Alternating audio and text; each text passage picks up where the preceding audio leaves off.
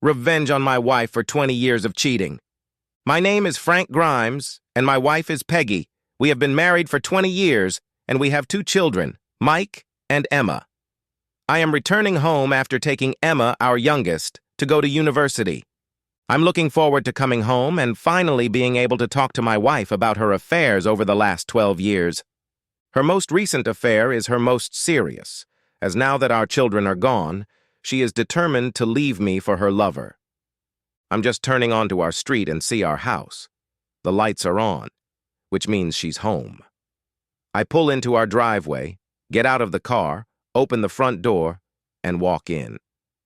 My wife is sitting on the couch looking a little scared. I don't know why.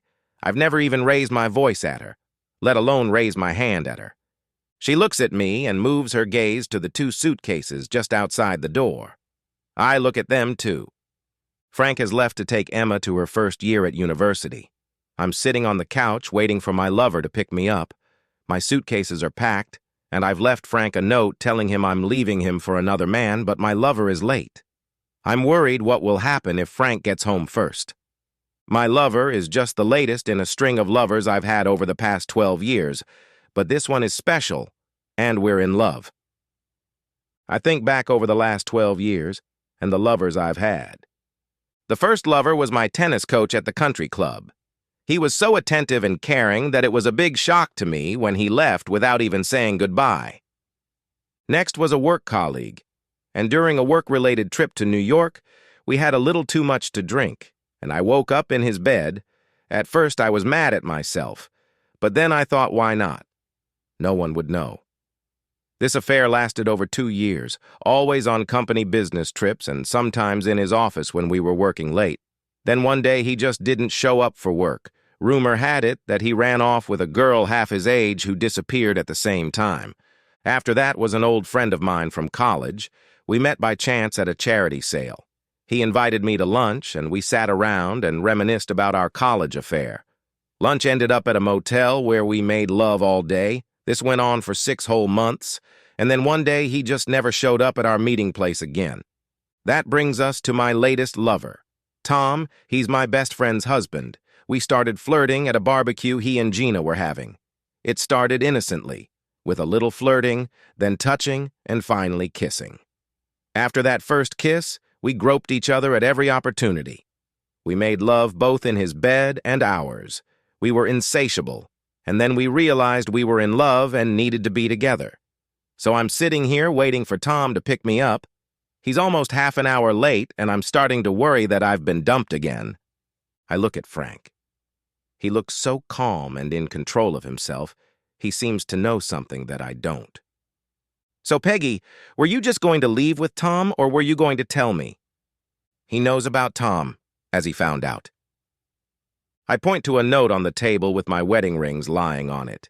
He looks at it and picks up the sheet, dropping my rings on the floor. I wrinkle my nose at the implied insult. Note: Dear Frank, as you can see, I left you for another man. It doesn't matter who. I love him and he loves me. We are going to move far away so you don't have to see me. Please don't try to find me. It will only hurt you more. We had a good marriage and good times, but in the last couple years we have drifted apart.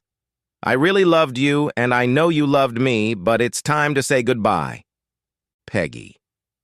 I watched as Frank read the note and smiled. Then he put the note in his briefcase and turned to me.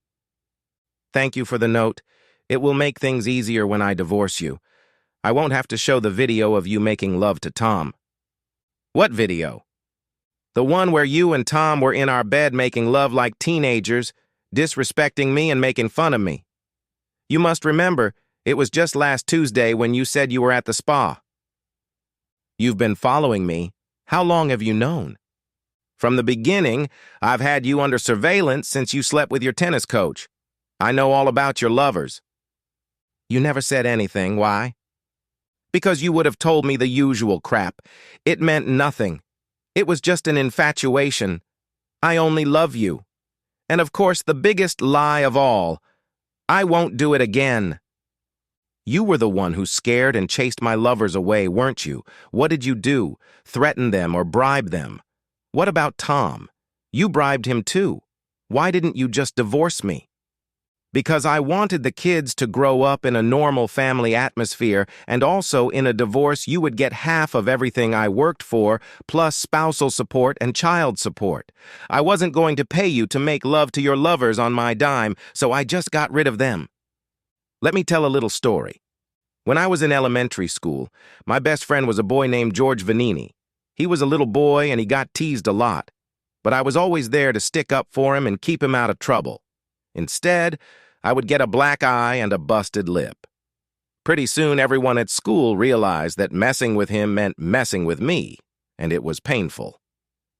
We remained friends throughout college and remain friends to this day. To be a little clearer, George's mother's maiden name was Gambini, the same Gambini family. You've heard of that family's role on the East Side. George's mother wanted to separate from the family and become law-abiding, so they sent him to a regular high school and college. He majored in business and law. I majored in business and accounting. Much to his mother's disappointment, he joined the family firm. And as my investment firm grew, I was hired to conduct their firm's investments, giving the appearance of respectability to their investments. In return, I made a lot of money. George also said that if there was anything he could do for me, all he had to do was just say the word. Well, when I found out about your professional tennis player, I called George and asked for his advice.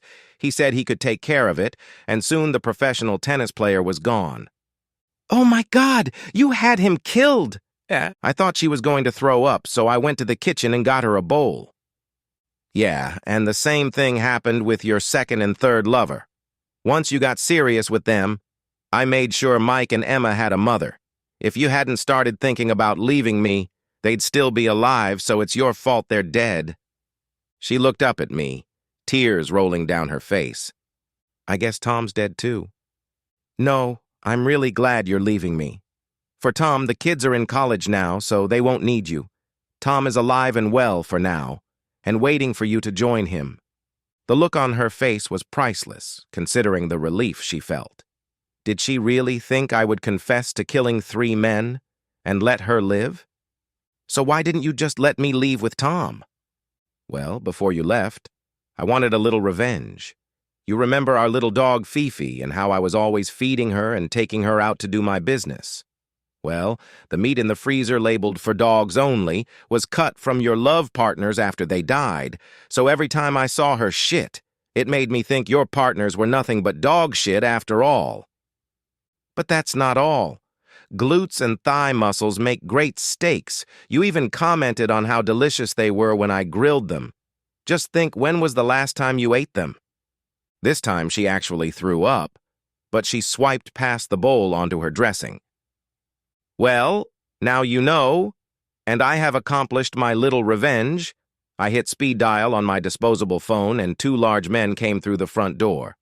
These gentlemen will set you up with Tom, and you can spend the rest of your life with him, knowing that you are responsible for the deaths of your former lovers. Goodbye, Peggy, and I hope you rot in hell. One of the 2 men took Peggy's suitcases while the other escorted Peggy to the car, waiting for them. She didn't say another word. As promised, she had spent the rest of her life with Tom. They had lived in his car for exactly as long as it had taken to get to the bottom of the old quarry 10 miles out of town. Now they're all together in the same place, 1 cheating fool and 4 wife-stealing assholes. I love my life and I have proof that my loving wife Peggy left me for another man. The end.